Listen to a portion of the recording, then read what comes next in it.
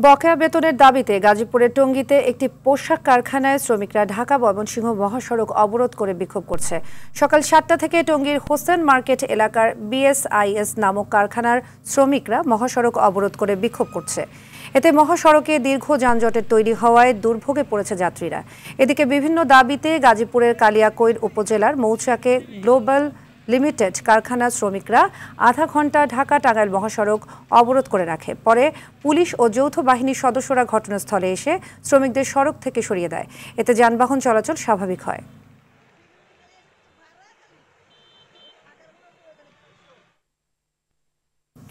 এ বিষয়ে বিস্তারিত জানাতে টঙ্গী থেকে সরাসরি যুক্ত হচ্ছেন সহকর্মী তরিকুল ইসলাম তারেক।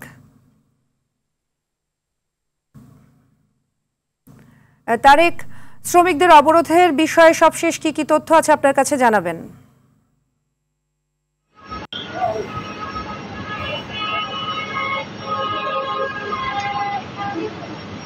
সাদি, আপনি জানেন যে আজকে সকালে কিন্তু এই যে ঢাকা ময়মনসিংহ মহাসড়ক সেটিকে কিন্তু অবরোধ করেছে শ্রমিকরা। কারণ তাদের গত 25শে ফেব্রুয়ারি কিন্তু তাদের যেই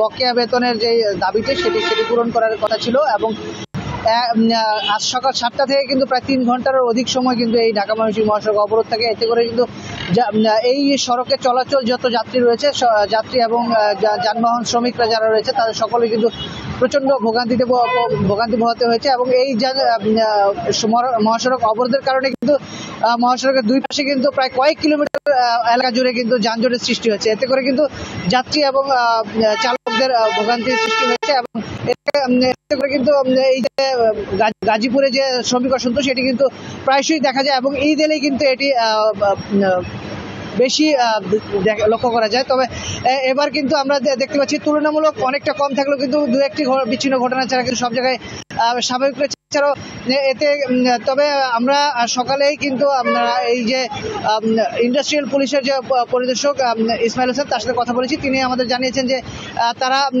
শ্রমিকদের আশ্বস্ত করতে পেরেছেন এবং আশ্বস্ত করার পরে কিন্তু ঢাকা ময়মনসিংহ মহাসড়ক তারা ত্যাগ করেছে এবং খুব দ্রুত সময়ের মধ্যে তারা আলোচনার মাধ্যমে এই যে বেতন ভাতার যে দাবি সেটি তারা পূরণ করবে। তো এই ছিল আমার কাছে সর্বশেষ তথ্য। সাদিয়া, ধন্যবাদ আপনাকে।